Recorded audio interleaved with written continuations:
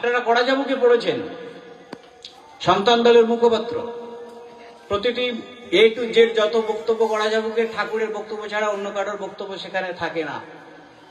সেই কড়াজাবুকে তিনি বলছেন, পৃথিবীর ইতিহাসে কেউ কাজ শেষ করে যেতে পারেনি, আমি শেষ কাজটি শেষ করে দিয়ে যেতে চাই। আচ্ছা না কড়াজাবুকে? পৃথিবীর ইতিহাসে কেউ কাজ শেষ করে যেতে পারেনি, আমি শেষ কাজটি শেষ করে দিয়ে যেতে চাই। তাহলে আমরা কড়াজাবুক পড়েছি, যারা পুরাতন সংগঠক তারা এই কড়াজাবুকগুলো বাড়ি বাড়ি আমরা জনগণের বাড়ি বাড়ি পৌঁছে দিয়েছি। অথচ সেই কড়াজাবুকে বলা রইল, তা সত্ত্বেও খবরের কাগজে লিখলো, আর আমরা ধরে নিলাম ঠাকুর চলে গেছে, মারা গেছে। তিনি তো বলে কয়ে যে আমি এই সময় 6 মাস ব্যাপী নির্বিকল্প সমাধিমগ্ন হব, তিনি বলে কয়ে সমাধিমগ্ন হয়েছেন।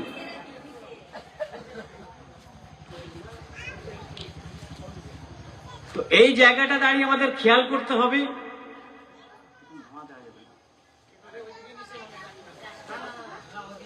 তো এই সমাধি ব্যাপারটা আমাদের কাছে যে এখনো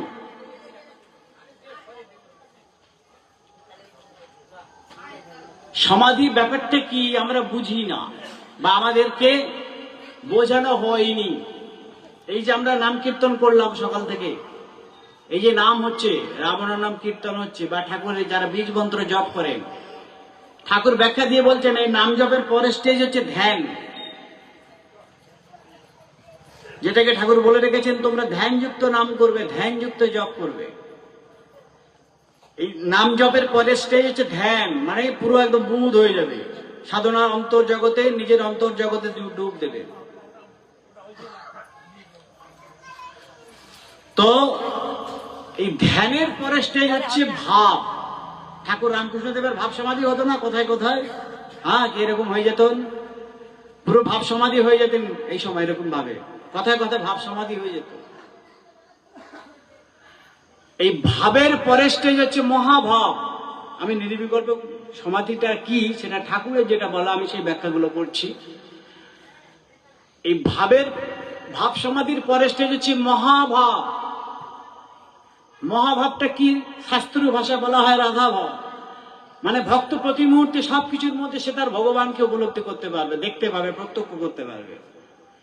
যে ভাবটা ছিল রাধা ভাবের মধ্যে, রাধা প্রতি ধূলিকণার মধ্যে কৃষ্ণকে দেখতে পাচ্ছে, গাছপালা তরুলতার দিকে দেখতে পাচ্ছে ভগবান কৃষ্ণকে, কৃষ্ণ সত্তাকে উপলব্ধি করতে পারছে, চক্ষু বুঝিয়ে চক্ষু অন্তরে অন্তর কৃষ্ণকে দেখতে পাচ্ছে। এটাকে বলা হয় রাধা ভাব, মহাভাব। মহাভাবের পরের স্টেজ হচ্ছে সবিকল্প সমাধি। এগুলো হুবহু ঠাকুরের কথা যেগুলো, আমি সেইগুলোই বলছি। মহাভাবের পরের স্টেজ হচ্ছে সবিকল্প সমাধি। সবিকল্প সমাধিটা কি? শ্বাস প্রশ্বাসটা শুধু থাকবে ঝড়ের গতিতে, কেউটে সাপ যেমন ফস ফস করে এরকম, এই যে সাপ মানে শুধু শ্বাস প্রশ্বাসটা থাকবে, কিন্তু বাহ্য জ্ঞান শূন্য হয়ে যাবে। এখানকার কোনো কিছু দৃষ্টিগোচর থাকবে না, তার অন্তর্দৃষ্টি, দিক দৃষ্টি খুলে যাবে, জ্ঞান নেত্র খুলে যাবে, এই ত্রিনয়ন খুলে যাবে। এটাকে বলা হয় সবিকল্প সমাধি, ত্রিকালদর্শী অবস্থা। এই সবিকল্প সমাধির পরের স্টেজ হচ্ছে নির্বিকল্প সমাধি। নির্বিকল্প সমাধিটা কি? আমি একটু আগে বললাম যে টোটাল দেহ একদম জড়বৎ মৃতবৎ হয়ে পড়ে থাকবে। আজকের আপনাদের এইদিকে আমাদের দক্ষিণবঙ্গের কিছু নেতা আসেন, তার মধ্যে আমি নামটা আর করছি না, তিনি ঠাকুর নিয়ে ব্যঙ্গ করে বলে গেছেন যে শুয়ে শুয়ে নির্বিকল্প সমাধি হয়। শুনেছেন মনে হয় কথাটা, নামটা করছি না, বুঝে নেবেন। তিনি মনে হয় শাস্ত্র পড়েননি। শঙ্করাচার্যের শুয়ে পাহাড়ের গুহাতে সমাধি হয়নি, কাম স্বাস্থ্য জানবার জন্য এক রাজার শরীরে প্রবেশ করেছিল, ইতিহাস জানেন। 42 দিন ভাবে তিনি দেহ একদম পুরো মৃতবৎ। ভক্তদের বলে দিল যতক্ষণ না আমি সজীব হব ততক্ষণ পর্যন্ত তোমরা আমার দেহটাকে পাহারা দাও।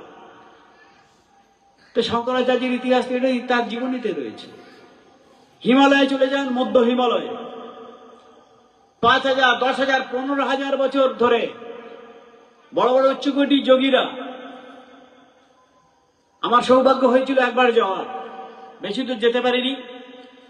আমি অবাক হয়ে গেছিলাম, পাহাড়ে ঝর্ণার জলের মধ্যে বসে জপ করছে ধ্যানস্থ অবস্থা, ঝর্ণার জলে, কেউ বা গুহার মধ্যে বসে, গাছের শিকড়, মুখ, সারা শরীর পেঁচিয়ে ধরেছে, মানে উঠতে চাইলেও উঠতে পারবে না, সেই অবস্থা ধ্যানস্থ। শ্বাস প্রশ্বাসটা পোনামাছ যেমন এই খাবি খায়, এই শুধু মুখটা এরম চলছে, কিন্তু দেহ একদম পুরো নিস্পন্দন অবস্থা, হাজার হাজার বছর ধরে। জ্ঞানগঞ্জের অমৃত লোকে তারাশিস গঙ্গোপাধ্যায়ের বইটা কলেজ স্ট্রিটে পাওয়া যায় কলকাতায়।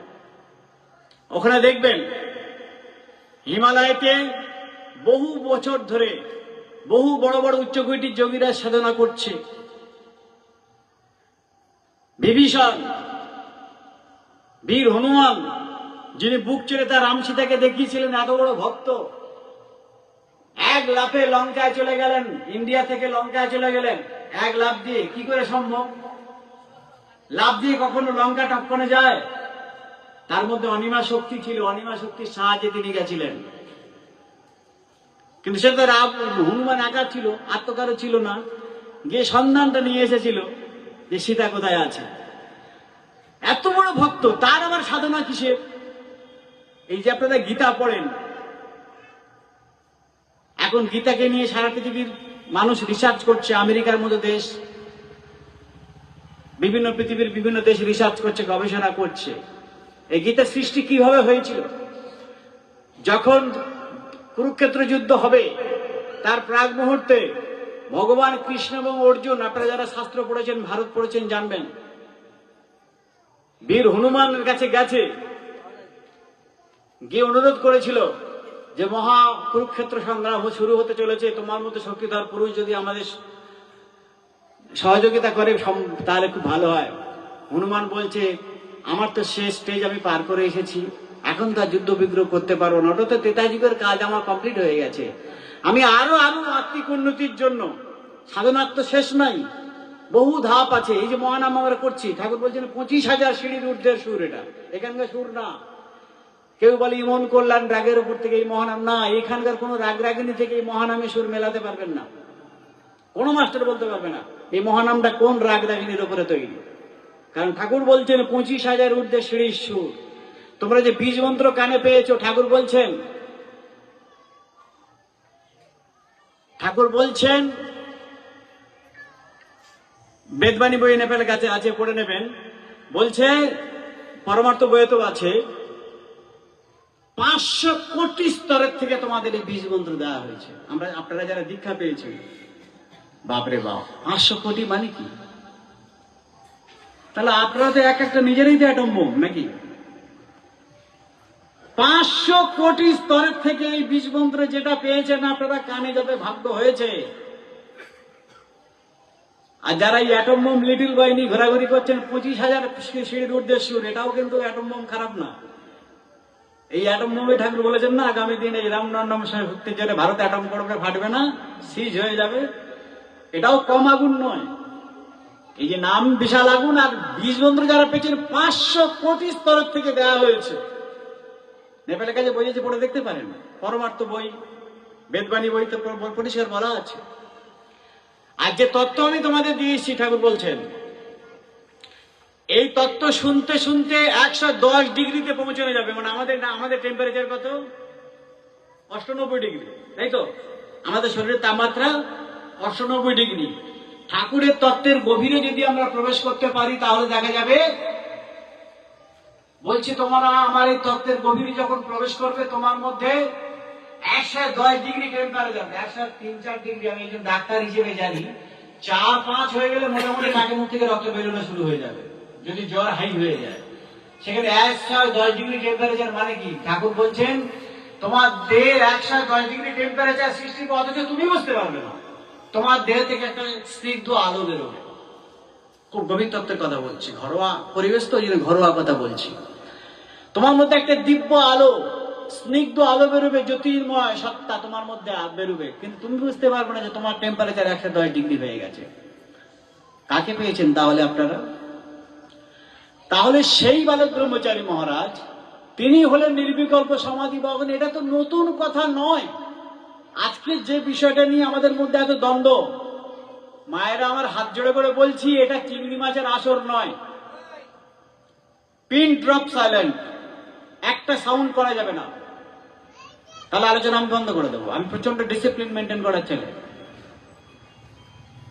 এত হাই লেভেলে আলোচনা হচ্ছে আর আপনারা সংসারে গল্প করছেন।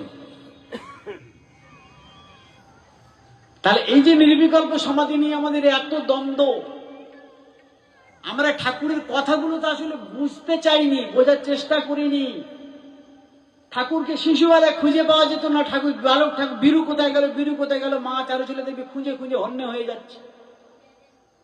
বীরুকে খুঁজে পাওয়া যাচ্ছে না। খুঁজে খুঁজে খুঁজে খুঁজে কোথায় গেল, দেখছে খাটের নিচে বসে, কিংবা কোনো নদীর পাড়ে বসে, কিংবা কোনো জঙ্গলের মধ্যে বসে। বুঝতো না তো ঠাকুরের যারা মা বাবা জ্যাঠা কাকা ছিল, গায়ে জল ঢেলে দিয়ে সমাধি ভাঙতো। তারা জানেন বীরু মারা গেছে, কান্নাকাটি করে, শ্বাস প্রশ্বাস বন্ধ, মানে কি বীরু মারা গেছে, গায়ে জল ঢেলে দিয়ে সমাধি ভাঙাতে। এটা ঠাকুরের শিশু হয়, পরম বিষয় বেলা উঠে গেলে পড়ে দেখবেন আছে তো।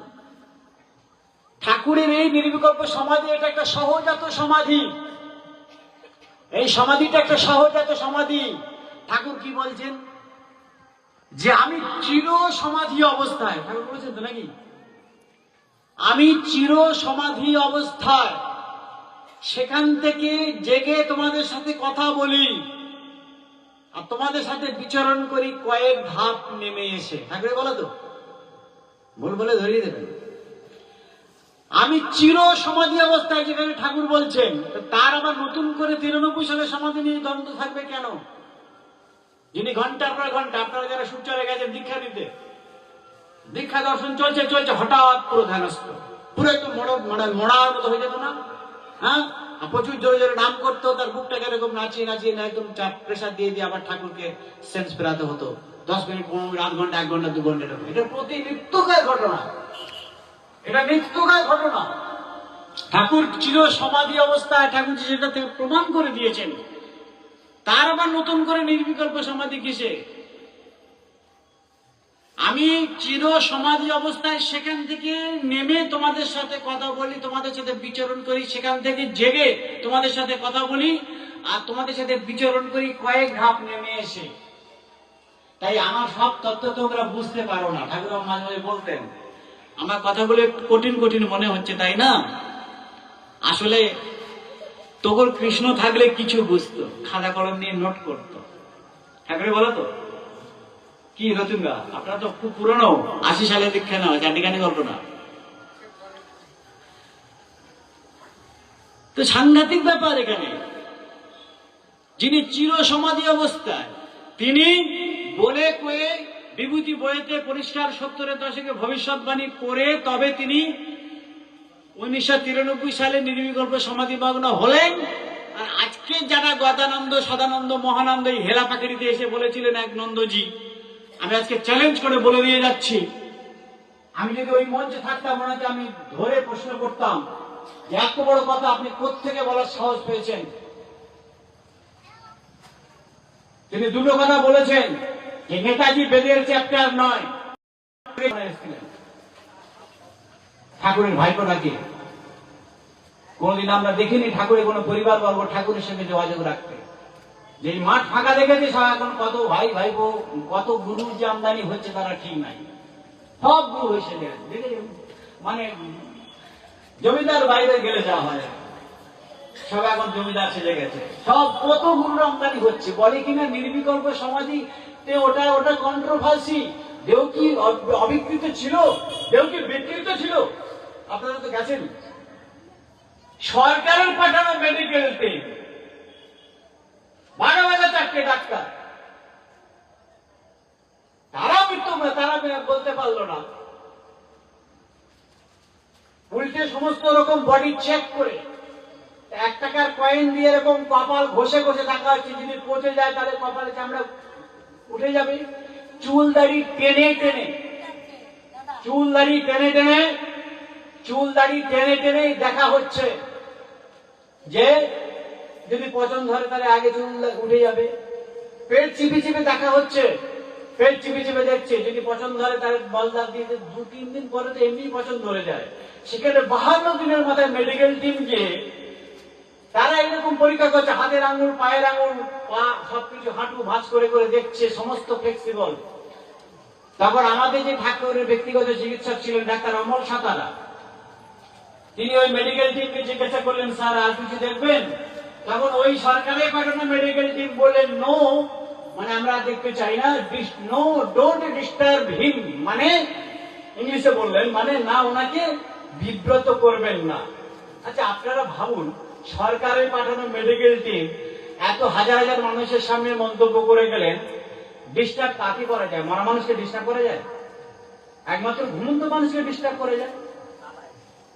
আর সেখানে তুমি কোথাকার কোন হরিদাস পাল হয়ে তুমি আজকাল বলছো দেহ কি অবিকৃত ছিল? দেহ কি বিকৃত ছিল? আমি পাল্টা চ্যালেঞ্জ করে যাচ্ছি। সরকার যেখানে বিকৃত প্রমাণ করতে পারেনি, প্রতিদিন তাকে পোশাক চেঞ্জ করে দেওয়া হতো। এমনকি হাওড়ার বাড়িতে এক ভক্তের বাড়িতে খেয়ে তার স্বপ্ন দিয়েছিল তোর বাড়িতে খাবো। 17 দিনের মাথায় ঠাকুর নিজে পায়খানা করেছিলেন সমাধি চলাকালীন। সেই পায়খানা ব্যারাকপুরের প্যাথোলজিক্যাল ল্যাবরেটরিতে পরীক্ষা করে সেখান থেকে রিপোর্ট এসেছিল এটা একটি সুস্থ মানুষের পায়খানা। মরা লোক 17 দিনের মাথায় পায়খানা করে? পৃথিবীর ইতিহাসে কোনো নজির আছে? ব্যারাকপুরের প্যাথোলজিক্যাল ল্যাবরেটরিতে পরীক্ষা করে সেই ল্যাবরেটরি রিপোর্ট বলছে এটা একটা সুস্থ মানুষের পায়খানা থেকে 3 থেকে 4 ভাগ লোহিত রক্ত কণিকা আছে।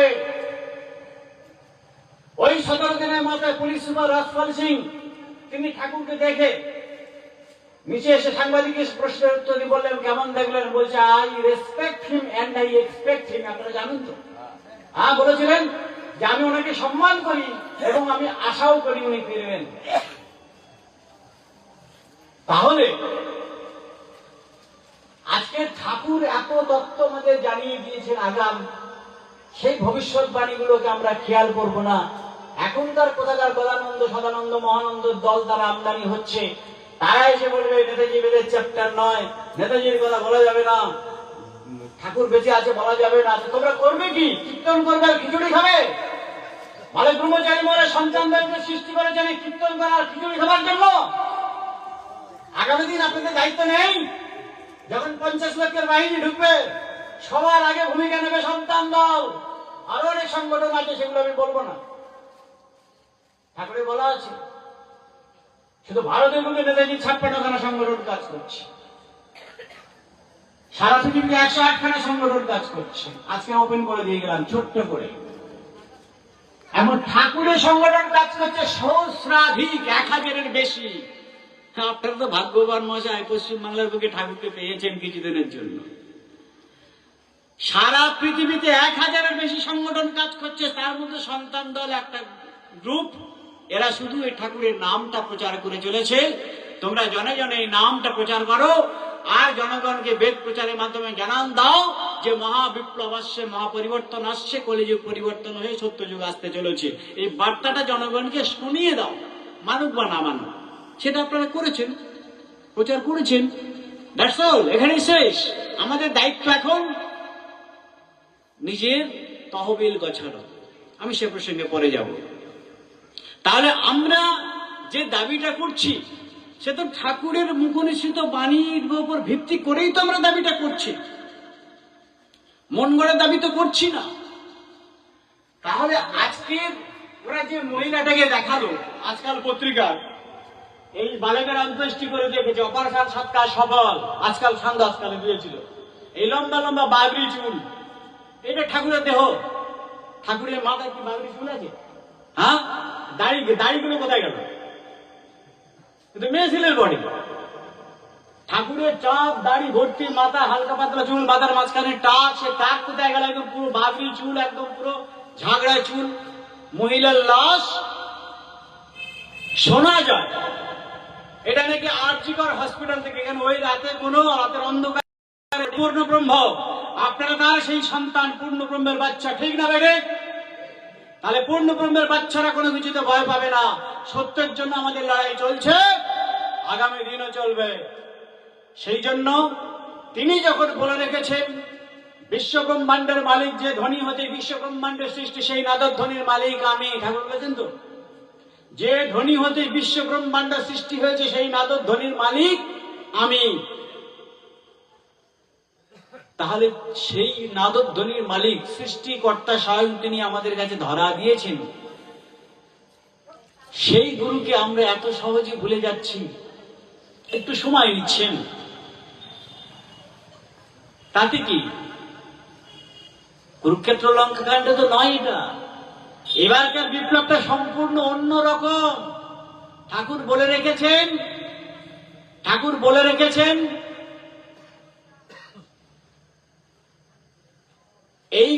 আমি এই পৃথিবীকে এমন মাত্রায় বেঁধে দিয়ে যাব যে আগামী 50,000 বছর কোন গুরু মহানকে তাকে তো এই বাংলায় পড়ে থাকলে হবে না। ভগবান কৃষ্ণ রামচন্দ্রের জীবন চরিত্র দেখুন। ভগবান রামচন্দ্র কোথায় জন্মেছিলেন? কোথায়? অযোধ্যায় জন্মেছিলেন। কিন্তু অযোধ্যায় কি তিনি ছিলেন? তিনি ভক্তলীলা করতে হবে। 14 বছর বনবাস ওটা একটা অজুহাত। আসলে ভক্তলীলা করতে হবে। প্রত্যেকটা মুনি ঋষির আশ্রমে আশ্রমে ঘুরে ঘুরে তাদের দীক্ষা দর্শন দিয়ে, তাদের কাছে বিশেষ করে দর্শনটা বেশি দিয়েছেন, দীক্ষাটা খুব কম দিয়েছেন উনি।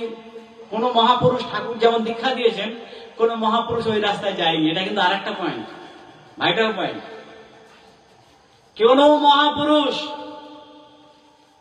মহাপুরুষ দীক্ষা রাস্তায় যায়নি। 2-4টে ভক্ত শিষ্য সেটা আলাদা কথা, কিন্তু এরকম লক্ষ লক্ষ কোটি কোটি দীক্ষা দেওয়া এটা একমাত্র ঠাকুরই দিয়েছে। ভগবান কৃষ্ণ দীক্ষা দিয়েছিলেন, রেকর্ড আছে।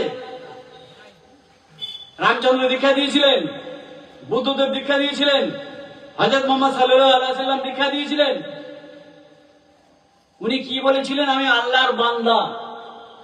যীশু খ্রিস্ট কি বলেছিলেন? আমি ঈশ্বরের পুত্র। কেউ তো নিজেদের ভগবান বলে দাবি করেনি। এমনকি মহাপ্রভু নিজে বলছেন, বলো হা কৃষ্ণ, হে কৃষ্ণ সোহম, তুমি সেই, তুমি তাকে ভজনা করো। বিষ্ণুপ্রিয়া বলল, ওসব কথা বললে তো হবে না।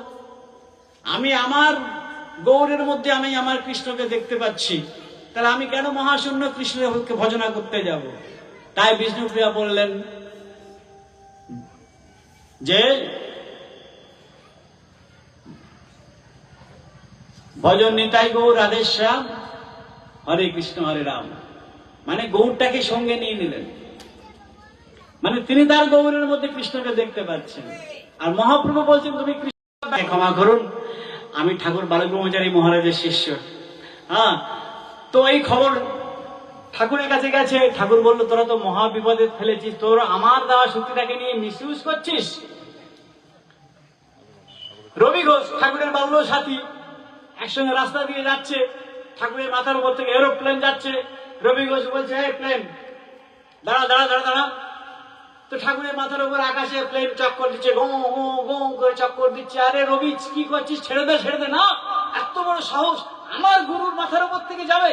আগে আমার গুরু যাবে, তারপরে প্লেন যাবে। পর অশ্বমেধ ঘোড়া গোটা ভারতে ছুটি দেওয়া হয়েছিল যে বাধা দেবে, আবার যুদ্ধ হবে। তাহলে গোটা ভারতবর্ষ ব্যাপী যুদ্ধ হয়নি। আর ঠাকুর যে বিপ্লবটা করবেন সেটা হচ্ছে এই বাংলা নয়, ভারত নয়, গোটা পৃথিবীকে নিয়ে তিনি এক জাতি, এক নীতি, এক সমাজ ব্যবস্থা, এক রাষ্ট্র ব্যবস্থার প্রবর্তন করবেন। তাহলে এত বড় কাজ করতে গেলে সমাজ একটু দিতেই হবে নাকি? এমনকি মাটি থাকবে না। এই যে মাটি আমরা বাস করছি, অধিকাংশ মাটি থাকবে না। এই মাটি পরিবর্তন হয়ে যাবে। এই বাতাস পিউরিফাইড করে দেওয়া হবে। করা যাবো কি আছে দেখবেন, করা যাবো কি আছে যে ইস্ট থেকে ওয়েস্ট একটা হোয়াইট ওয়েভ বয়ে দেওয়া হবে, আছে না করা যাবো কি? মানে পূব থেকে পশ্চিমে একটা হোয়াইট ওয়েভ, মানে বাতাস যে বিষাক্ত হয়ে গেছে এই বাতাস পর্যন্ত পিউরিফাইড করা হবে। এমন বিপ্লব, আমি বাঘে মানুষে এক ঘাটে জল খাওয়াবো। পৃথিবীর সবচেয়ে, আজকে তো হিংসায় উন্মত্ত পৃথিবী নাকি? কোন দেশ শান্তিতে আছে? কোন মানুষ শান্তিতে আছে? তাহলে এইভাবে তো একটা সমাজ ব্যবস্থা চলতে পারে না। সমস্যা সমাধান করতে হবে তো। কে করবে? এই নেতাগুলো করবে? এরা নিজেরাই তো সে কাঁকড়া দেখেছেন তো, কাঁকড়ারা যে থালু থেকে একটু ওঠার চেষ্টা করে আর একটা কাঁকড়া এসে ঠ্যাং ধরে তাকে নামিয়ে দেয়। তো এরা তো নিজেরাই কামড়া কামড়ি করতে করতে এদের জীবন পাত হয়ে গেছে। এরা কি সমাজে মঙ্গল করবে? কি সমাজকে মানুষের শান্তি দেবে? এরা সমাজের মানুষকে নিজেরাই তো শান্তি দেবে। আজকে ধর্মগুরুর দিকে তাকিয়ে দেখুন, সেই একই ব্যাপার। ধর্মগুরুদের ক্ষেত্রে সেই একই ব্যাপার, ধর্মগুরুদের ক্ষেত্রে একই ইতিহাস। তারা প্রত্যেকেই কেউ মাছ খেও না, মাংস খেও না, নিরামিষ খাও, কেউ আবার বলছে ভোগ করো, আবার কেউ বলছে ভোগ ত্যাগ দুটোই করো। আরে মানুষ যাবে কোন রাস্তায়? আসলে গোলক ধাঁধায়। বিবেকানন্দ মহাজ্ঞানী ব্যক্তি ছিলেন, এক জায়গায় বলে ফেলেছিলেন যে শাস্ত্র জাল মহারণ্য সদৃশ্য। শাস্ত্রকারেরা শাস্ত্রকে এমন জালের মতো করে বিছিয়ে ফেলেছে, মাকড়সার জালের মতো। মানুষ কোনটা সত্য সেই মানুষ আমরা বুঝতেই পারছি না, অথচ শাস্ত্রের পাহাড় হয়ে গেছে দেশে। কত শাস্ত্র, কত গ্রন্থ, কিন্তু সমাধান কোথায়? কেউ সমাধান করতে পারেনি। যে যার ভক্তদের শিষ্যদের নিয়ে নিজেদের মঠে মন্দিরে জবদানের ব্যস্ত, স্বার্থপরের মতো। ঠাকুর রাখবেন না, ঠাকুর বলেই দিয়েছেন। আজকে আর বালক ব্রহ্মচারী মহারাজের রাগের কারণটা কি? এত রাগের কারণটা কি? ঠাকুরের প্রথম অপরাধ, ঠাকুর বলেছেন আমি ব্যাঙের ছাতার মতো গজিয়ে ওঠা মঠ মন্দির আশ্রমগুলোকে ভেঙে স্কুল কলেজ হাসপাতাল বানাবো। ঠাকুর বলেনি? তাহলে ও ধর্মগুরুরা ছেড়ে দেবে? ঠাকুরকে পুজো করবে?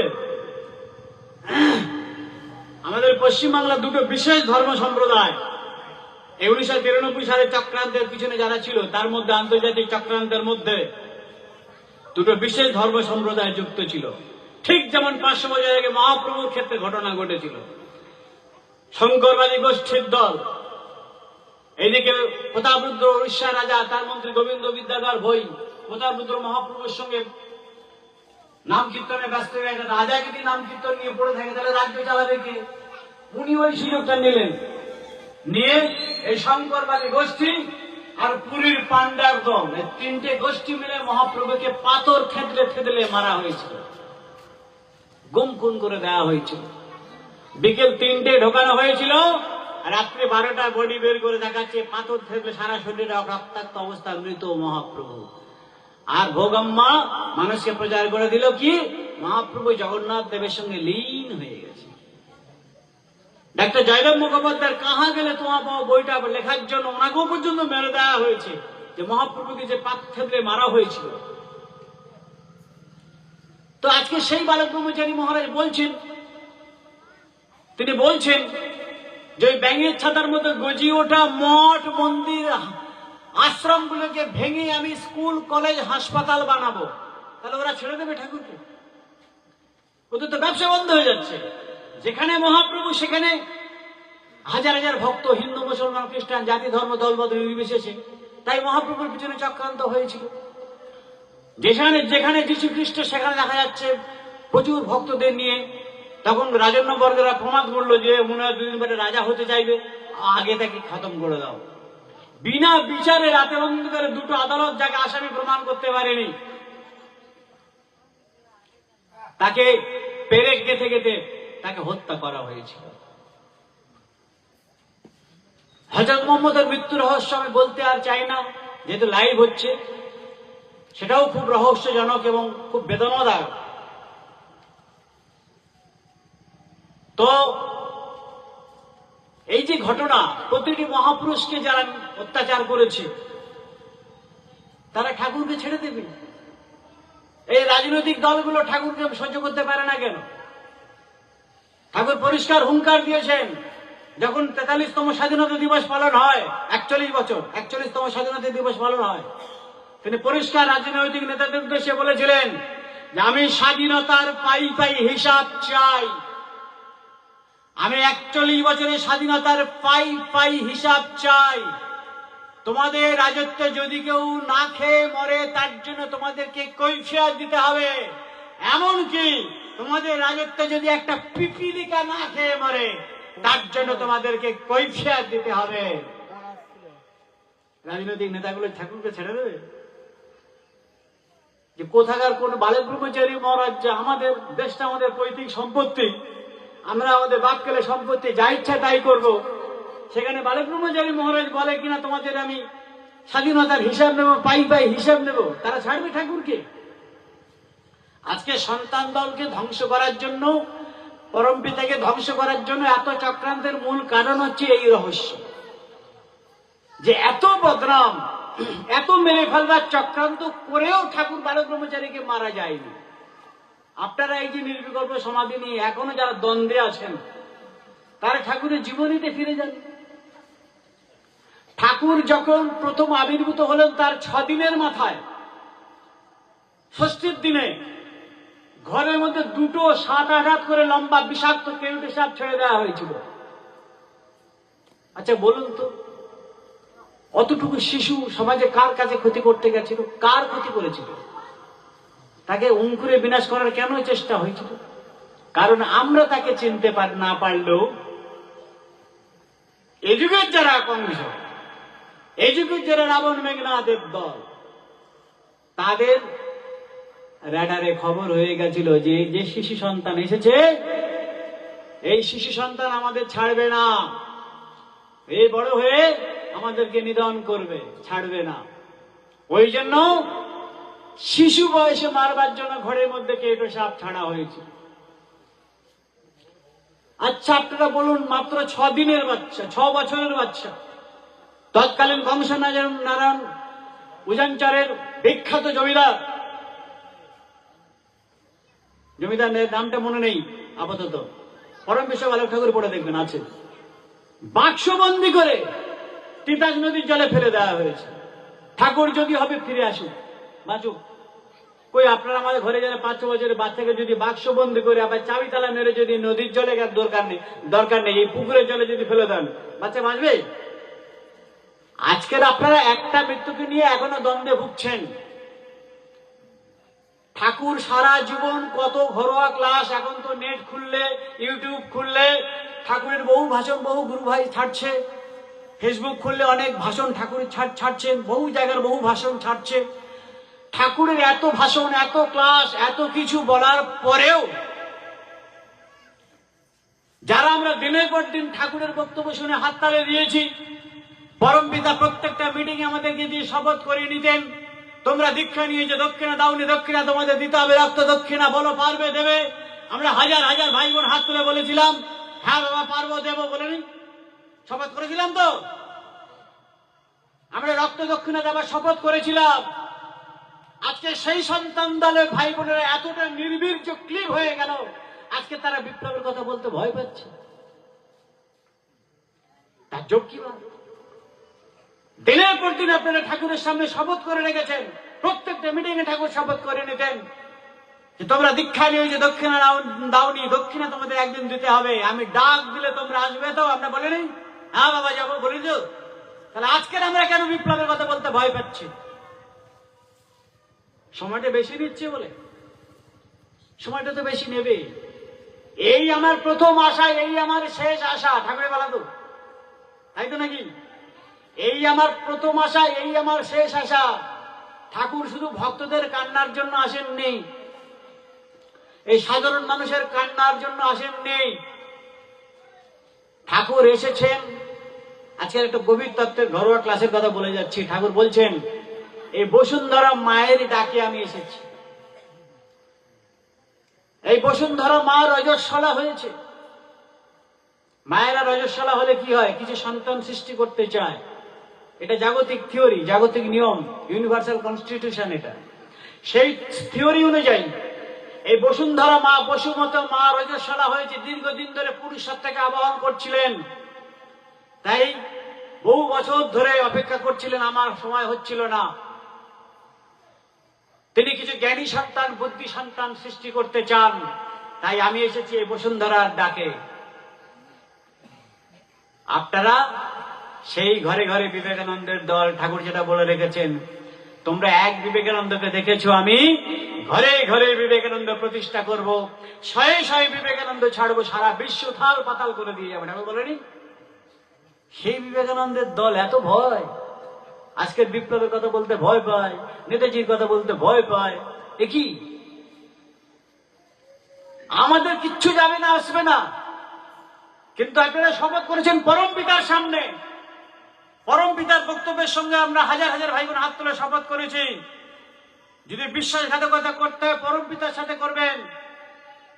তিনি কিন্তু ছাড়বেন না, তিনি ছেড়ে দিল, নেচার ছাড়বে না। অতএব শপথ যখন করেছেন রক্ত দক্ষিণা দিতে হবে, যে মুহূর্তে ডাক আসবে, আজ হোক কাল হোক, সেই ডাক আসছে। সেই ডাকের জন্য তৈরি থাকুন। সেই ডাক যখন আসবে রক্ত দক্ষিণা দেওয়ার জন্য আমরা কি প্রস্তুত? বলুন একবার সবাই মিলে রাম রাম রাম। তাহলে সেই প্রস্তুতি আমাদের নিয়ে থাকতে হবে, আত্মপ্রস্তুতি, আগামী দিনের উপযোগী করে গড়ে তোলা। এখন কোথাকার কোন গদানন্দ সদানন্দ গুরুজির দল আমদানি হয়েছে, তারা বলবে নেতাজি বেদের চ্যাপ্টার নয়, বিপ্লবের কথা বলা যাবে না, নেতাজির কথা বলা যাবে না। তাদের কথা আমাদের মানতে হবে। ফাঁকা মাঠ পেয়ে তোমরা নেমে পড়েছো আদা জল খেয়ে। সন্তান দলকে পরিষ্কার তাদের উদ্দেশ্যে জানিয়ে দিচ্ছে, সন্তান দল পূর্ণ ব্রহ্মের বাচ্চা। সিংহের বাচ্চা সিংহ হয়, তাহলে পূর্ণ ব্রহ্মের বাচ্চা পূর্ণ ব্রহ্ম, হ্যাঁ কিনা বলুন? তাহলে সেই পূর্ণ ব্রহ্মের বাচ্চা সন্তান দল সংগঠনকে ধ্বংস করবার ক্ষমতা এই ইউনিভার্সের মধ্যে কারোর ক্ষমতা নেই। এই সন্তান দলকে ধ্বংস করার জন্য হাজার হাজার লক্ষ লক্ষ কোটি টাকা আসছে। আপনারা আপনাদের ভুটুনি ঘাটে একটা টোটো প্রচার করতে পারেন না, অটো প্রচার, গাড়ি প্রচার করতে পারেন না, মাইক খরচ পাওয়া যায় না, কেক চাঁদা দেবে, কার বাড়ি খাবে, হয়তো আমাদের এই অবস্থা হয়তো। হ্যাঁ, আর আজকে দেখা যাচ্ছে টাটা সুমো নিয়ে নগর কীর্তন হচ্ছে। জীবনে দেখেছেন কোনোদিন? হ্যাঁ, টাটা সুমো নিয়ে নগর কীর্তন হচ্ছে। 10টা-15টা করে টাটা সুমো নিয়ে, প্রত্যেকটা গাড়িতে আবার লোকজন কোথায়, 1-2 জন করে। বাবা, এত টাকা আসছে কোত্থেকে? আসছে কোত্থেকে এত টাকা? কোথাও থেকে চাঁদা কালেকশন করছে না। এত টাকা আসছে কোত্থেকে? আমি জানতে চাই, আমরা সবাই জানতে চাই এত টাকা আসছে কোত্থেকে। ওরা সন্তান দলকে শেষ করবে। আপনারা কড়া যাবকে পড়েছেন না? ভক্ত যখন, ঠাকুর যখন দুঃখ করে বলছেন, তোমরা আমার কথাগুলোকে সাময়িক শোনো, হাসো কাঁদো, তারপরে বাড়িতে গিয়ে জেগে সেই আমার কথাটি পুরোলো, নোটে গাছটি মোড়লো। যখন ঠাকুর খুব দুঃখ করে আক্ষেপ করে কথাগুলো বলছেন, তখন ভক্ত প্রশ্ন করছেন যে বাবা, তাহলে কি আপনার মনোনীত কেউ কি নেই যে আপনার নির্দেশিত পথে চলতে পারে? তার উত্তরে ঠাকুর কি জবাব দিলেন? যেন ওই কথাটা বলার জন্যই ঠাকুর অপেক্ষা করছিলেন। থাকবে না কেন? এই বলছে যে আপনার মনোনীত কেউ কি নেই, তখন ঠাকুর মোক্ষম জবাবটা দিচ্ছেন, থাকবে না কেন, থাকলেও থাকতে পারে। ভেতরে ভিতরে হাল ধরার কাজ শুরু হয়ে গেছে অনেক দিন আগে থেকে। কত আগে করা যাবো কে বলা? ভিতরে ভিতরে হাল ধরার কাজ শুরু হয়ে গেছে অনেকদিন আগে থেকেই। আপনারা শুধু সন্তান দল, আপনারা শুধু সন্তান দল না, ঠাকুরের এরকম সহস্রাধিক সংগঠন, সারা পৃথিবীতে 1000-এর বেশি সংগঠন কাজ করছে। 1993 সালের 11 ফেব্রুয়ারি এত বড় যার অন্তর্জামিত্ব, কিলচর লাঠি মেরে কত টিবি ক্যান্সার সারিয়েছে, কত মারা মানুষকে জীবন দান করেছেন। আমার নিজের চোখে দেখা। আপনাদের এই উত্তরবঙ্গ থেকে কোথা থেকে গেছিল বলতে পারবো না।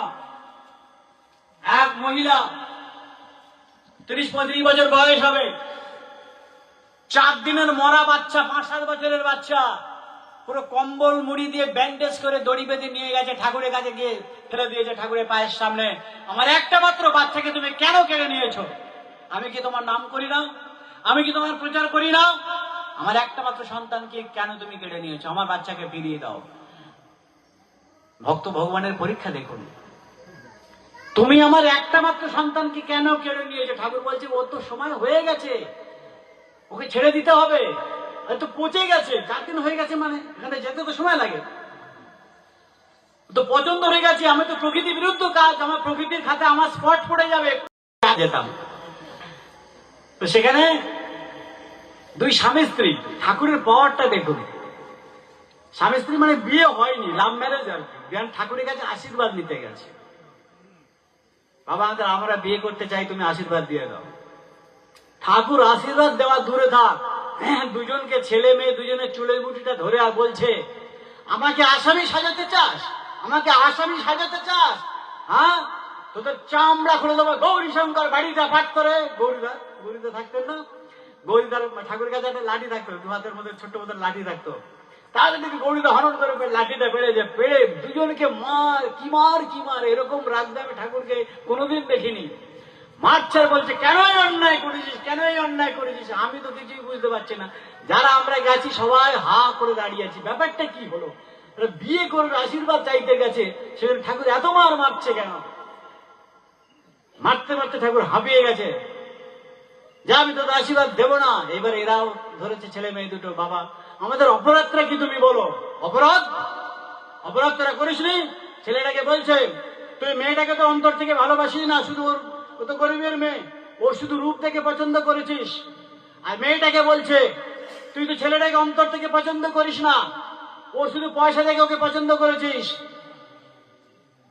এবং তোরা আমার কাছে আশীর্বাদ নিতে এসেছিস, তার তোদের কাছে যে তার আগে ওদেরকে মানে বিয়ের আগে বিয়ে যেটাকে বলে, বুঝতে পারছেন, ড্যাশ ড্যাশ ড্যাশ। হ্যাঁ, তোদের কাছে যে সন্তান আসতে চলেছে সে একসঙ্গে কানা এবং খোড়া একসাথে। তাই আমাকে তোরা আসামি সাজাতে চাস? তখন ছেলে মেয়ে দুটো কি কান্না ঠাকুরকে, বাবা বাবা তুমি একটা ব্যবস্থা করো, বাবা একটা ব্যবস্থা করো। কি করবো, এই ভুল করেছি, কি করবো, সমাধান তুমি করে দাও বাবা। খুব কান্না যখন কাঁদছে ভক্তের ভগবান কিছুক্ষণ চুপ করে ঝিম মেরে থাকলেন। তারপর বললেন যা এটাকে পাশ করিয়ে একটা ভালো আনিয়ে দিলাম। বুঝতে পারলেন কিছু? ওটাকে পাশ করি মানে কানা খোড়া যে সন্তানটা এসে গেছে মেয়েটার কাছে, ওটাকে ঠাকুর কোথায় পাচার করে দিলেন, কার কার ঘাড়ে চাপালেন, আর তার ভালোটা মনে হয় এদেরকে দিয়ে দিলেন। এই হলো ঠাকুর বালক ব্রহ্মচারী মহারাজ।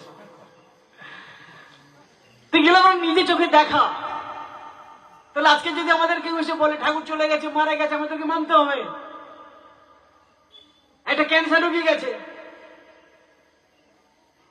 গিয়ে বলছে মানে যন্ত্রণা অসহ্য, ক্যান্সারের যে যন্ত্রণা যাদের হয় তারা জানে, অসহ্য যন্ত্রণা।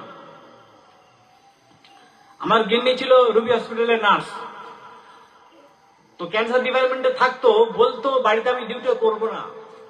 এক একটা পেশেন্টের এক এক রকম যন্ত্রণা এবং ভয়ঙ্কর যন্ত্রণা, ভয়ঙ্কর যন্ত্রণা। ও নিজে আমি বলে আমি চাকরি ছেড়ে দেবো, এই চাকরি ছেড়ে দিয়েছিল বাধ্য হয়ে, অন্য ডিপার্টমেন্টে চেয়েছিল দেয়নি বলে। ওটা একটা ডেঞ্জারাস ডিপার্টমেন্ট। তো এত নরক যন্ত্রণার থেকে আরো ভয়ঙ্কর ভয়ঙ্কর যন্ত্রণা যাদের ক্যান্সার হয়, সেই ক্যান্সারের যন্ত্রণা নিয়ে ঠাকুরের কাছে গেছে। ঠাকুরকে আশীর্বাদ দেবেন, বাবা তুমি রোগ সারিয়ে দেবে। ঠাকুর বসে থাকতে থাকতে বুকের একদম ছাতিতে মারলো এক লাথি, আর 3-4 হাত দূরে ছিটকে গিয়ে পড়লো। যা যত সব আমার উপরে যত সব জুলুম, যা 1 মাস পরে আইবি যা। ওই অবস্থায় গুরু ভাইটা চলে গেল। আর আমরা প্রতি ইংরেজি মাসে সেই রবিবার ঠাকুরের কাছে সারা মাস প্রচার করে ঠাকুর বাড়িতে লোক নিয়ে যেতাম। ভাগ্য হয়েছে সেই ওই ভদ্রলোক যেদিন এসছে সেই দিন আমরা ওসব গিয়ে পড়েছি, দেখা হয়ে গেছে। দেখি তখনকার দিনে বেতের যে কুলো ছিল, ধামা কুলো, বড় বড় কুলো যেগুলো ছিল না, কি বলে ওটাকে, খড়া না কি বলে জানো, বেতের তৈরি। হ্যাঁ, ধামা কুলো, ওই কুলো না, ওই ওরকম করে বেতের যেগুলো, ওই ওতে করে, হ্যাঁ তাতে করে বাতাসা নিয়ে সুপচারে চাতালে লুট দেওয়া হচ্ছে। আমি গিয়ে ধরছি, দাদা আপনি হরির লুট দিচ্ছেন কেন, ঠাকুরের এই বাতাসে লুট দিচ্ছেন কেন? বাবা আমি সুস্থ হয়ে গেছি, আমি সুস্থ হয়ে গেছি, আমার কোনো যন্ত্রণা নেই। সেই ঠাকুরের কাছে আপনারা গেছেন। আমরা প্রতি মুহূর্তে এখনো পর্যন্ত প্রত্যেকের ঘরে যাবে ঠাকুরের ফটো আছে, আমরা ঠাকুরকে ব্যবহার করি না। আমি একটু বাস্তবমুখী আলোচনা করতে ভালোবাসি। যখনই বিপদে পড়ি, এবং খেয়াল করে দেখবেন আমরা যারা সন্তান দলের কর্মী, আমরা কোনো বিপদে পড়লে না পাড়ার দাদারা, না এলাকার কোন নেতারা, না থানার পুলিশ আমাদের কেসকেও গুরুত্ব দিতে চায় না। কি জানি আমরা কি অপরাধ করেছি। আর 5 জনের হালকা পালকা কেস, তাদের সকলে গুরুত্ব দেয়, আমাদেরকে সবাই খেদিয়ে দেয়, তাই না? আপনারা কোথাও বিচার পান? ওরা কি জানে, সবাই কি জানে যে আপনার ঠাকুরের শিষ্য? তাও তো জানে না, তাহলে বিচার পান না কেন? কারণ এই কারণে আপনাদের লাগামটা একদম ধরে রেখেছে। আছে না পরমার্থ বইতে, আমি আমার সকল শিষ্যের সেট নষ্ট করে দিয়েছি। সেট মানে কি? স্টেশনে দেখেন না সেট আচ্ছাদন থাকে, তা আমি আমার সকল শিষ্যের সেট নষ্ট করে দিয়েছি। এই সমাজ তোমাদেরকে সেমলেস ক্রিচার বলে গালিগালাজ করবে। পরমার্থ বই নেপালের কাছে আছে, কালেকশন করে নেবেন যাদের এখনো নেই। এই সমাজ তোমাদেরকে সেমলেস ক্রিচার বলে গালিগালাজ করবে, মানে নির্লজ্জ বেহায়া বলে গালিগালাজ করবে। তোমরা কোনো সম্মান প্রত্যাশা করো না, কারণ আমি আমার সকল শিষ্যের সেট নষ্ট করে দিয়েছি, আমি ছাড়া তোমাদের আহা বলবার কেহ নাই। আছে না পরমার্থ বইতে?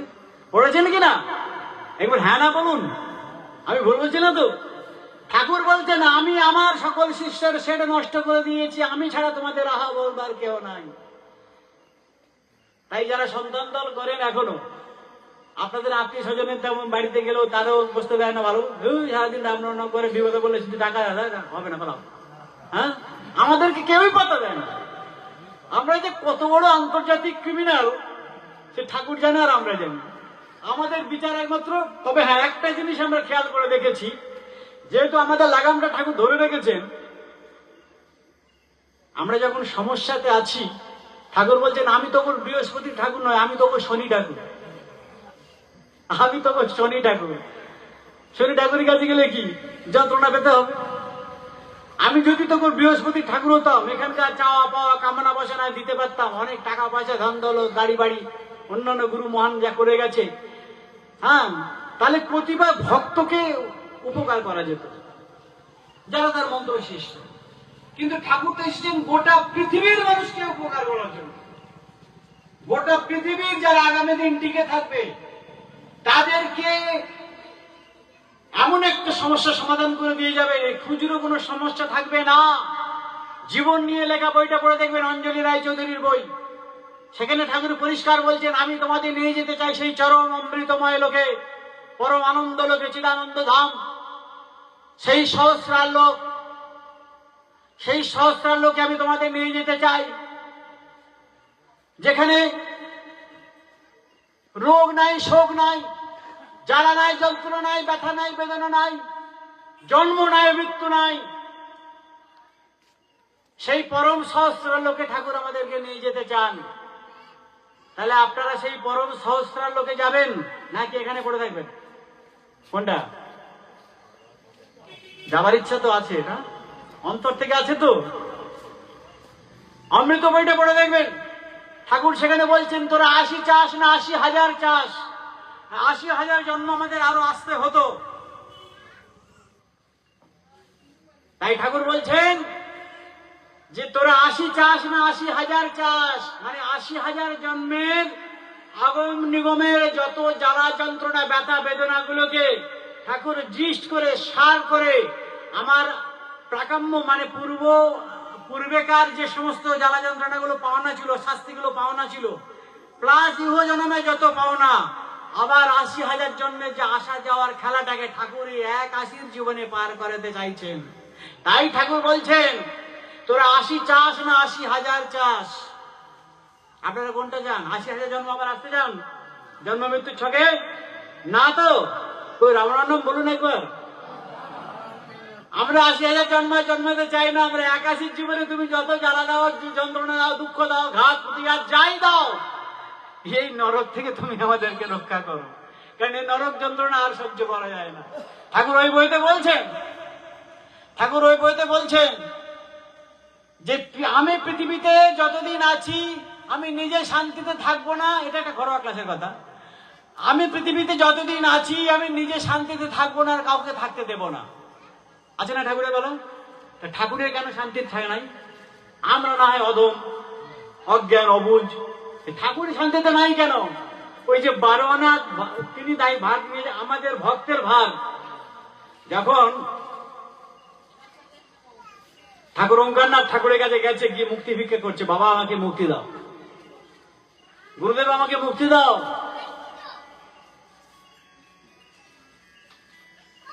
তখন ঠাকুর চুলের মুঠিটা ধরেছে ঠাকুর ওঙ্কারনাথের। সে কি আমার কাছে মুক্তি ভিক্ষা করছিস মানে? তখন যখন উনি ঠাকুরের কাছে গেছিলেন, ওনার তো 2.5 লক্ষ শিষ্য ভক্ত।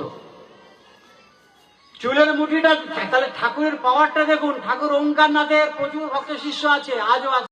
তাদের যত দুঃখ আসুক, তাও আবার অমৃত বইতে ঠাকুর কি বলছেন 4 আনা তোমাদের ভাগে দিয়েছি আর 12 আনা আমি নিয়েছি, 12 আনা প্রোটেকশন আমার, তাও যদি সহ্য করতে না পারো একবার যদি বাবা বলে ডাকো, আমি উপর থেকে থাকবো, হাত বাড়িয়ে তুলে নেব। তাহলে এত বড় প্রেমের দয়ালকে পাওয়া সত্ত্বেও আমরা তাকে ছেড়ে রাজনীতি করতে যাচ্ছি, তাকে ছেড়ে অন্য ধর্ম সংগঠনে চলে যাচ্ছি, তাহলে আমরা নিশ্চয়ই ঠাকুরকে চিনতে পারিনি। যদি সত্যিকারে ঠাকুরকে চিনতে পারতাম তাহলে এই ভুল আমরা করতাম না। তাই আজকের দিনে সময়টা বেশি নিচ্ছে এই একটাই কারণে যে গোটা পৃথিবীর রূপান্তর হয়ে যাবে। এই যে মাটি, এই যে পৃথিবীর বর্তমান যে মানচিত্র, এই মানচিত্র রাখা হবে না, নতুন মাটি তৈরি হবে। এই পৃথিবীর মধ্যে 12 আনা ভূখণ্ড জলের তলায় তলিয়ে যাবে। ঠাকুর বলেছে না আমেরিকা আইছে হাতে ভিক্ষা করাবে। এখন আমেরিকার অবস্থা কিরকম জানেন? পথের ভিখারির অবস্থা, শুধু যুদ্ধ বাজাবার তালে আছে, মানে যদি অস্ত্র বিক্রি হয় তাহলে কিছু টাকা পয়সা আসবে আর কি। এই যে মহাদেশীয় পেটেরে চলা থামবে না। এই যে আফ্রিকা, অস্ট্রেলিয়া, উত্তর আমেরিকা, দক্ষিণ আমেরিকা, ইউরোপ, এশিয়া মহাদেশ, এই মহাদেশের মধ্যে দেখছেন আবছা আবছা কালো রঙের যে প্লেটগুলো যাচ্ছে সাগরের বুকে, দেখতে পাচ্ছেন তীর চিহ্ন করে দেওয়া হয়েছে, সবাই ইন্ডিয়ার দিকে ছুটে আসছে, ভারতের দিকে ছুটে আসছে।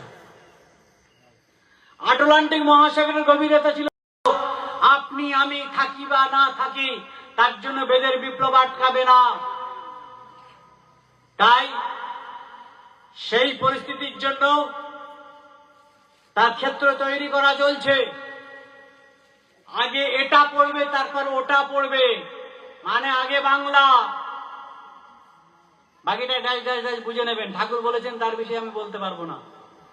আগে এটা পড়বে। নেপালের কাছে আছে অ্যাকশন যাত্রা বই আছে, যদি কপি থাকে, থাকলেও থাকতে পারে, ওখানে স্বর্ণালী হত্যার কথা উল্লেখ আছে। সেই দিন আসছে, বাকিটা ড্যাশ ড্যাশ ড্যাশ বুঝে নেবেন। আগে এটা পড়বে তারপর ওটা পড়বে, কোনোটাই টিকবে না। কারণ এরা দেশ চালাতে ব্যর্থ। এরা আজকে সমাজটাকে ধ্বংসের পথে ফেলে দিয়েছে। আপনার আমার মাথা পিছু লক্ষ লক্ষ টাকা ঋণের বোঝা চাপিয়ে দিয়েছে। এরা কি সমস্যা সমাধান করবে? আজকে যে সন্তান জন্মগ্রহণ করবে সে 1,06,000 টাকা ঋণ নিয়ে জন্মগ্রহণ করবে। এরা কি করে আমাদের শান্তি দেবে? তাই আজকের যে ভয়ঙ্কর দিন আসতে চলেছে, এই ভয়ঙ্কর দিনের জন্য আজকে একমাত্র সন্তান দলের দক্ষ সৈনিক আপনারা যারা আছেন, আরো যতগুলো সংগঠন আছে, আপনারা মানসিকভাবে প্রস্তুত হয়ে থাকবেন।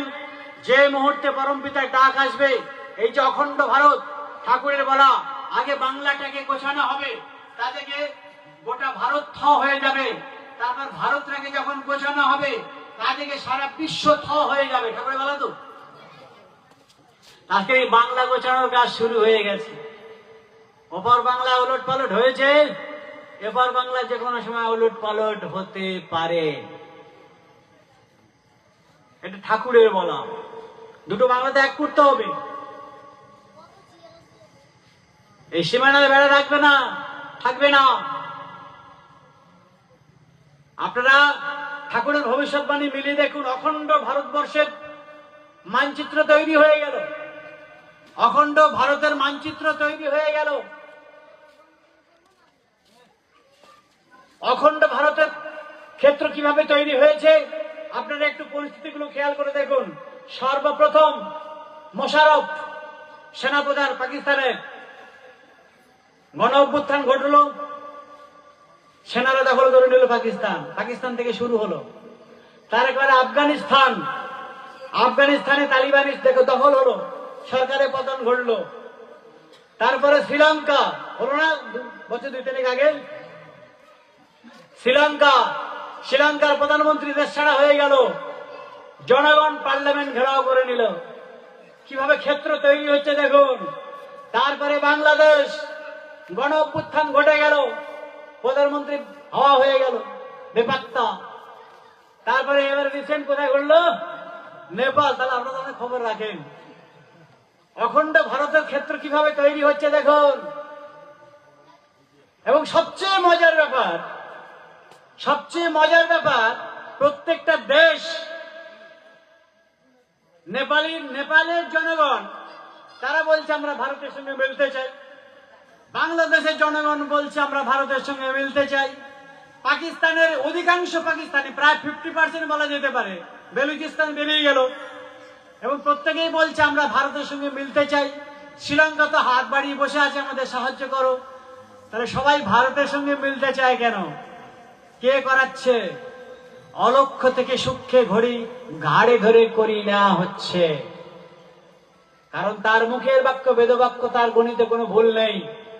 তাই সেই ক্ষেত্র তৈরি করা হচ্ছে, অখণ্ড ভারতের ক্ষেত্র তৈরি করা হচ্ছে। শুধু বাকি রয়েছে ভারত, তাই তো? তাহলে জাল গুটি আনা হয়েছে আস্তে আস্তে, এবারে বাকি রয়েছে শুধু ভারত। এটাও যে কোনো সময় গণ অভ্যুত্থান ঘটে যাবে। কারণ ঠাকুর বলেছেন, যখন ক্যালকাটা ইউনিভার্সিটি হলে যখন অ্যাকশন যাত্রা প্রথম উদ্বোধন হয়, ঠাকুর বলেছেন এই অ্যাকশন যাত্রাটা শুধু মামুলি কোনো যাত্রা নয়, নাটক নয়, এটা আগামী সমাজের ব্লুপ্রিন্ট। জমির দলিল করতে গেলে ব্লুপ্রিন্ট করতে হয় না? এটা আগামী সমাজের ব্লুপ্রিন্ট। সেইভাবে প্রত্যেকটা দেশে নবসদস্যের পতন ঘটতে চলেছে। ইউরোপ থেকে যে ঢল নামবে, সেই ঢল রাশিয়ার চীন টপকে এক ধাক্কা গঙ্গার পাড় পর্যন্ত এসে থামবে। আমার কাজের প্রথম বই প্রকাশ, 2 বাংলা 1, ঠাকুরের বলা। আজকে সেই ক্ষেত্র তৈরি হচ্ছে। তাহলে কাজ এগুচ্ছে। পরমপিতা বসে আছে। তিনি যে এখান থেকে গেছেন, বাংলা থেকে বেরিয়েছেন, তিনি কি বসে আছেন? হ্যাঁ কি না? তাহলে কাজ চলছে তো, ক্ষেত্র তৈরি হচ্ছে তো। এই বিশ্বাসটুকু থাকলেই হবে যে ঠাকুর বসে নেই। তাহলে আমাদের কি করতে হবে? আমরা বসে থাকবো নাকি? তাহলে আমাদের কি করতে হবে? আমাদের দায়িত্ব কি? আমাদের তো আর কামান বন্দুকে ট্রেনিং দেয়নি, দিয়েছে? আমাদের হাতে কি দিয়েছে? বিশ্বের সর্বশ্রেষ্ঠ হাতিয়ার রাম ও নারায়ণ। এই নাম আমাদের একমাত্র দরে দরে জনে জনে প্রচার করতে হবে। এই নাম ধরে ধরে জনে জনে একমাত্র প্রচার করতে হবে। ঘরে বসে হোক বা এলাকায় এলাকায় হোক, ব্যাপকভাবে এই নাম প্রচার আমাদের করতে হবে। একটা দিনও যেন নষ্ট না হয়, এই নাম, মহানাম যেন আমরা প্রচার করতে পারি। কারণ এর পরে আর নাম আসবে না। এই হলো কলিযুগের শেষ নাম। এতদিন যারা হরে কৃষ্ণ হরে রাম করেছেন, ঠাকুর নিজেও হরে কৃষ্ণ হরে রাম করতেন। এখন তো যে হরে কৃষ্ণ হরে রাম হয়, এগুলো সব তো ডুপ্লিকেট সুর, অরিজিনাল সুর না। মহাপ্রভু যে অরিজিনাল হরে কৃষ্ণ নামে সুর গেয়েছিলেন, আমার সৌভাগ্য হয়েছিল সেই সুর শোনার। সেদিন ঠাকুর, ভিড় কম ছিল, ও সুখচরের যে গেট থেকে উঠতে হতো, ওই গেটের মুখে ওখানে একটা চেয়ার দেওয়া হয়েছিল, ওইখানে ঠাকুর বসে সুখচরের চাতালে বসে ঠাকুর ক্লাস করেছিলেন। এবং মহাপ্রভু চৈতন্যদেবকে কিভাবে গুম করা হয়েছিল, ঠাকুর সেদিন কেঁদে কেঁদে ব্যাখ্যা করেছিলেন, আর এই নামটা গেয়ে শুনিয়েছিলেন। আসল হরে কৃষ্ণ নামের সুর এখন তো সব ব্যবসা পরিণত হয়েছে। সেই সুরটা গাইবো আমি, যদিও গাইতে পারি না। মহাপ্রভুর দেওয়া যে সুর, ঠাকুর যেটা গেয়েছেন, হরে কৃষ্ণ হরে কৃষ্ণ কৃষ্ণ কৃষ্ণ হরে হরে হরে রাম হরে রাম রাম রাম হরে হরে। এই হচ্ছে মহাপ্রভুর দেওয়া অরিজিনাল হরে কৃষ্ণ নামের সুর। এটা গুরু আমাদের কৃপা করে জানিয়েছেন। মহাপ্রভু চৈতন্যদেবকে যখন পুরীর জগন্নাথ মন্দিরে বেলা 3টের সময় ঢোকানো হলো,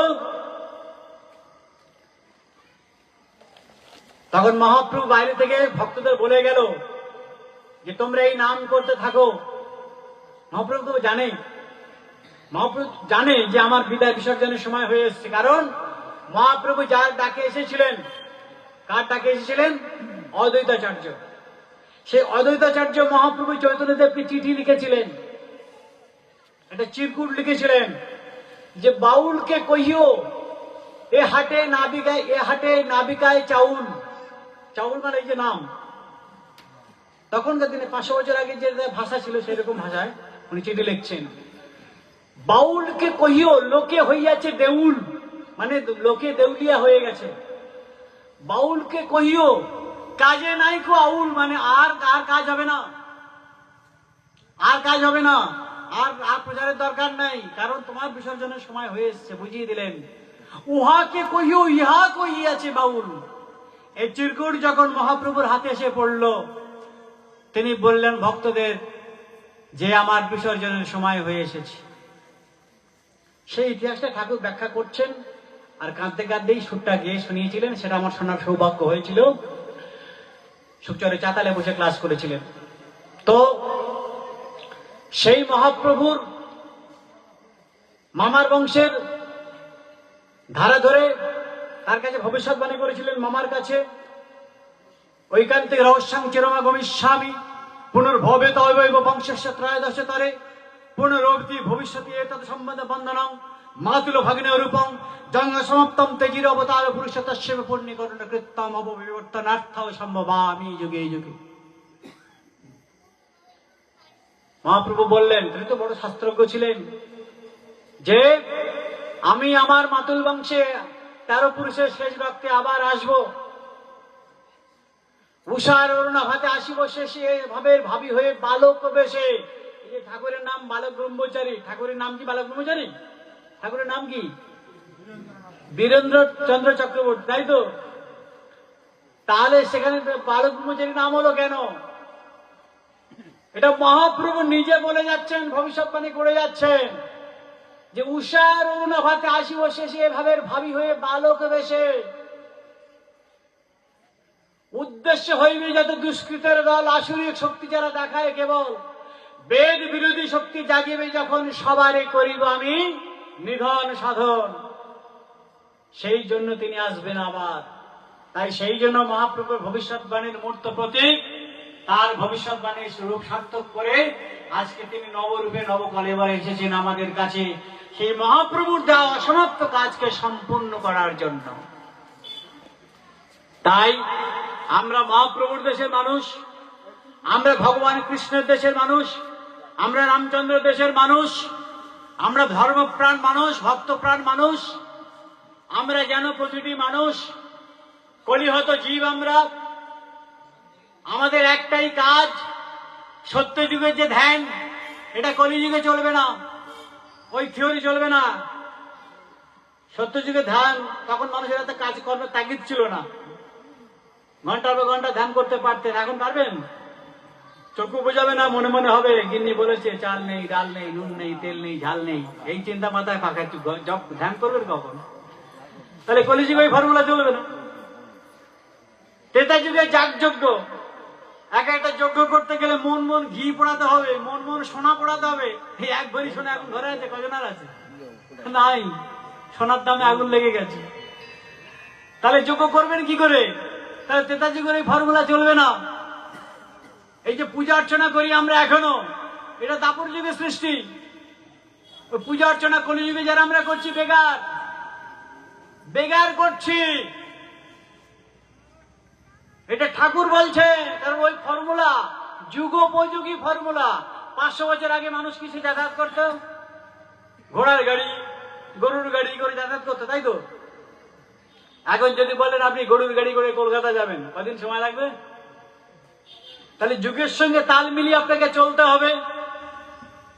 তাই 5000 বছর আগে আপনি যাগযজ্ঞ পূজা অর্চনা করেছেন, এখন পূজা অর্চনা করলে হবে? পূজা অর্চনা করলে কাজ হবে না। এই কারণে হবে না, কারণ আপনাদেরই শাস্ত্র বলছে দেব ভূত্তা দেব যজেত। আগে তুমি নিজে দেবতা হও, তবে তোমার দেবতার পূজা করার অধিকার জন্মাবে। Minded, vital point, vital point আপনাদেরই শাস্ত্র বলছে। আর এই যে বামুনরা মন্ত্র বলে না, ও মন্ত্রে কাজ হবে না, কারণ শাস্ত্র বলছে যার বাকশুদ্ধি নেই তার মন্ত্র শুদ্ধি হবে না। যদি আপনার মুখে থেকে একটা মিথ্যা কথা উচ্চারণ হয়, আপনি যতই জাপ্ত পূজা পার্বণ করুন না কেন, ওই মন্ত্র শুদ্ধি হবে না। এখন তো ঠাকুর মশাইরা কলিযুগে বলা আছে, কলিযুগে ব্রাহ্মণরা হবে, হ্যাঁ, এরা পাপাচারী লোভী আছে না, ভারতে মহাভারতে বলা আছে এরা হবে পাপাচারী লোভী মদ্যপ। এখন অনেক ব্রাহ্মণরা মদ খায়, দেখেছেন? আছে এলাকায় মনে হয়। হ্যাঁ, তাই এদের মন্ত্র কি শুদ্ধি হবে? আর সবচেয়ে বড় কথা, এটা আমার ব্যক্তিগত প্রশ্ন, আপনি আপনার ভগবানকে ডাকবেন, তাহলে তৃতীয় ব্যক্তিকে ডাকবেন কেন? আপনার বাড়ির ছেলে মেয়েরা কোন বিপদে পড়লে, সমস্যা পড়লে কাকে ডাকে? মা কি বাবা? বাবা বললেই বাবা ঘর থেকে আর আওয়াজ দেবে, কি রে কি হয়েছে, তাই তো? কারণ ছেলের মেয়ে তারা জানে যে বাবা বললে বাবা ঠিক সাড়া দেবে। তাহলে আপনি সেই বিশ্বপিতাকে ডাকবেন, আপনি আপনার ভগবানকে ডাকবেন, তা বামন এসে মন্ত্র পড়বে কেন? আপনার ভগবানকে আপনি ডাকুন না, আপনার হয়ে আরেকজন কেঁদে দেবে কেন? আরেকজন এসে ডাকবে কেন? কারণ এই যে ব্রাহ্মণ, ক্ষত্রিয়, বৈশ্য, শূদ্র, ব্রাহ্মণ, ক্ষত্রিয়, বৈশ্য, শূদ্র, ব্রাহ্মণদের কাজ কি? মানুষকে, তখনকার দিনে যেমন এখন কোর্ট কাছারি আইন আদালত আছে না, তখনকার দিনে ব্রাহ্মণ্যবাদ যখন ছিল, তখন ব্রাহ্মণটাই সমাজের হচ্ছে সর্বময় কর্তা। ওরা যে বিধান দেবে ওটাই শেষ কথা, যত বিচার আদালত যা হবে ওই ব্রাহ্মণদেরই শেষ কথা। কিন্তু এখন তো ফর্মুলা চেঞ্জ হয়ে গেছে, এখন তো ব্রাহ্মণদের আর তো বিচারে কেউ মানবে না, এখন দেশে আইন হয়ে গেছে অন্যরকম। ক্ষত্রিয়দের কাজ কি? দেশ রক্ষা করা। তারা আজ দেশ রক্ষা করছে, চারিদিকে পাহারা দিচ্ছে, যারা মিলিটারি, যারা আমাদের ভারতীয় কি বিএসএফ তো নাকি, হ্যাঁ, এরা সব পাহারা দিচ্ছে, এরা সব হচ্ছে ক্ষত্রিয় দল, দেশকে রক্ষা করার জন্য চেষ্টা করছে। বৈশ্য কারা? এই আমাদের মতো খেটে খাওয়া মানুষরা, জেলে জোলা, তাঁতি, কামার, কুমোর, আমরা সব হচ্ছে বৈশ্যের দল। আর শূদ্র কারা? যারা অত্যন্ত সাধারণ নিম্ন শ্রেণীর মানুষ, যাদের রামের আহ বলতে কেউ নেই, অত্যন্ত অবহেলিত, লাঞ্ছিত, বঞ্চিত মানুষ, তারা হচ্ছে শূদ্রের দল। আমাদেরকে নবশূদ্র বানিয়ে দিয়েছে। ব্রাহ্মণের ঘরের চালে যদি কাক বসে, তো একবার গঙ্গা জল ছিটিয়ে দিয়ে বলবে অশুদ্ধ হয়ে গেছে। আর আপনার বাড়ির যদি বাড়ির চালের ছাদে যদি কাক বসে, বা চালে যদি কাক বসে, এখন লাখ টাকার বিধান দিয়ে দেবে, এই করো তাই করো, না হলে তোমার বিরাট বিপদ। এই করে করে ক্ষত্রিয় তাদের শপথ তারা রেখেছে, তারা আজও দেশ রক্ষা করে চলেছে। বৈশ্য যারা, চাষি যারা, তারা আজও চাষবাস করে সমাজটাকে ধরে রেখেছে কৃষি কাজের মাধ্যমে। শূদ্র যারা, জেলে জেলা, তাঁতি, কুমোর, কামার, তারা আজও তাদের দায়িত্ব পালন করে চলেছে। কথা পালন করেনি, কথা রাখেনি ব্রাহ্মণ সমাজ, যারা সমাজকে জ্ঞান দিয়ে, জ্ঞানের মাধ্যমে মানুষকে জ্ঞানের আলোকে ফিরিয়ে আনা, তারা শাস্ত্রটাকে কুক্ষিগত করে। আজ থেকে 500 বছর আগে শূদ্রদের কোনো শাস্ত্র পাঠ করার অধিকার ছিল না, তার জন্য মহাপ্রভুকে অনেক লড়াই করতে হয়েছে। তিনিও জ্ঞানী ব্যক্তি ছিলেন, শাস্ত্রজ্ঞ ব্যক্তি ছিলেন, মহান ব্যক্তি ছিলেন। এখন আপনারা যে শাস্ত্র পড়েন, 500 বছর আগে পড়ার অধিকার ছিল না, এরকম ভাবে বিধান দিয়ে রেখেছিল। মানে ওরা সমাজটাকে কুক্ষিগত করে নিজেদের ব্যবসাটাকে ধরে গুছিয়ে রাখার জন্য এই সিস্টেমটা চালু রেখেছে। এখন আমরা করে যাচ্ছি তাই, কিন্তু ওই ফর্মুলা কাজ হবে না তো। কারণ আপনার ডাক আপনি ডাকবেন। ঠাকুর একটা উদাহরণ দিচ্ছে যে নারদের সঙ্গে নারায়ণের ঝগড়া বেঁধে গেছে। কেন? যে আমি সারা দিন রাত নারায়ণ নারায়ণ নারায়ণ নারায়ণ করি, তুমি আমার সাড়া দাও না। আমি সারা দিন রাত নারায়ণ নারায়ণ করি, তুমি সাড়া দাও না। আর এক কোথাকার চাষা ভুষো মানুষ, সারাদিন খাটে খোটে, বাড়িতে হাঁস মুরগি কুকুর বেড়াল, একদম ছাই চক্কর অবস্থা, নোংরা, বাড়ির মধ্যে কিচিরমিচির হচ্ছে, সেই অবস্থায় সারাদিন খেটে খুটে এসে সন্ধ্যাবেলায় মাদুর পেতে বারান্দায় বসে শুধু একবার ডাকবে, ভগা ভগা রে, এক ডাকে না আইব তোর বাপে আইব রে। আর তুমি কি হাজির হও? এ কিরকম বিচারিতা তোমার? আর আমি সারাদিন নারায়ণ নারায়ণ করছি 24 ঘন্টা, আমার ডাকলে আমি ডাকলে সাড়া দাও না। আর তুমি একটা চাষির ডাকে, সে আবার এইরকম করে অপমান করে তোমাকে ডাকে যে এক ডাকে না আইব তোর বাপে আইব রে, আর তুমি তাকে ডাকলেই চলে যাও কেন? ব্যাপারটা বুঝতে পারছেন? তাহলে আমরা যে প্রণাম করি, আমরা যে ঈশ্বরকে ডাকি, ভগবানকে ডাকি, ওই ডাকের মধ্যে ঘাটতি আছে, ঠিক কিনা? ওই ডাকের মধ্যে ডাক হয় না। কারণ এই যে সাষ্টাঙ্গ প্রণাম বলা হয়, সাষ্টাঙ্গ প্রণাম মানে ওই একদম পুরো মাটিতে একদম উপুড় হয়ে শুয়ে পড়লে প্রণাম করলাম ভগবানকে, ওটাকে সাষ্টাঙ্গ প্রণাম বলে না। সম্পূর্ণ 16 আনা মনটাকে উজাড় করে দিতে হবে ভগবানের চরণে, যে আমি সর্বস্ব তোমাকে ত্যাগ করে দিলাম, তোমার চরণে নিবেদন করলাম, তুমি আমাকে রক্ষা করো। এটাকেই বলা হয় সাষ্টাঙ্গ প্রণাম। মনটা পড়ে রয়েছে, বুড়ি গেছে বৃন্দাবনে, মন রয়েছে আম বাগানে, যে হারামজাদা ছেলেগুলো আমার আমগুলো মনে হয় সব পেড়ে নিল রে, এখন বাড়িতে গিয়ে দেখবো আর আম একটাও খুঁজে পাবো না। তা ওই রকম ডাক আমাদের, বুড়ি গেছে বৃন্দাবনে, মন রয়েছে আম বাগানে। তো ওই রকম ডাকে তো কাজ হবে না।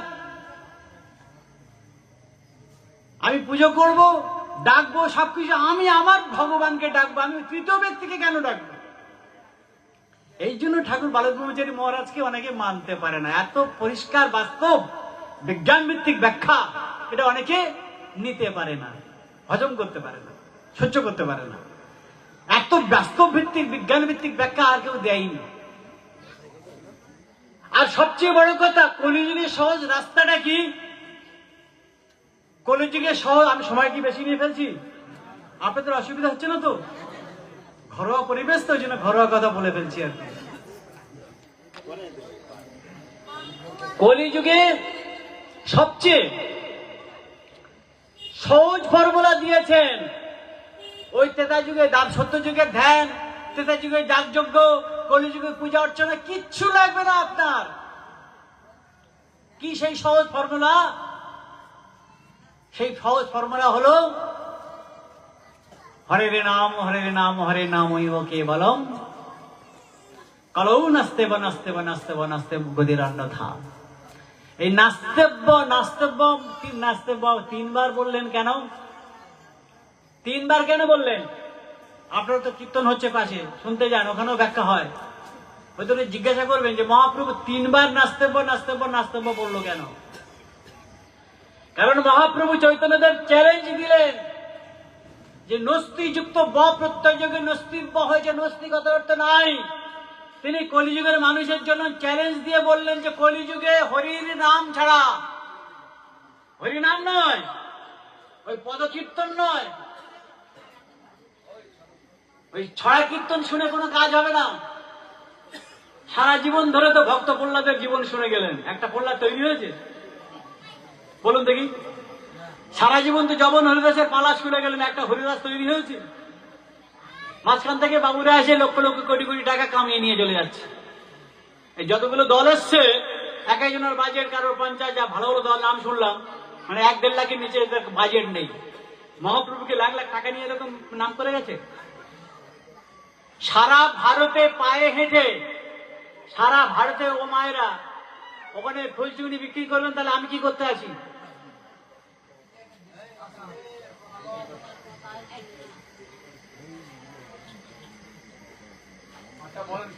কি প্রসঙ্গে ছিলাম? মহাপ্রভু সারা জীবন পায়ে হেঁটে গোটা ভারতে 3 বার, চিন্তা করুন, পায়ে হেঁটে তিনি নাম প্রচার করেছিলেন গোটা ভারতে। 3 বার পায়ে হেঁটে নাম প্রচার করেছিলেন। আর এখনকার মহাপ্রভুর ভক্তরা 4 চাকা গাড়ি করে নাম প্রচার করতে আসছে। 1000 লাখ তো সে নিচ্ছে। হ্যাঁ, এরা কি মহাপ্রভুর ভক্ত? এ তো ব্যবসা করছে মহাপ্রভুকে নিয়ে। এরা মহাপ্রভু গৌরাঙ্গদেবকে নিয়ে ব্যবসা করছে। তাই মহাপ্রভু কি বললেন যে কলৌ নাস্তেব নাস্তেব নাই।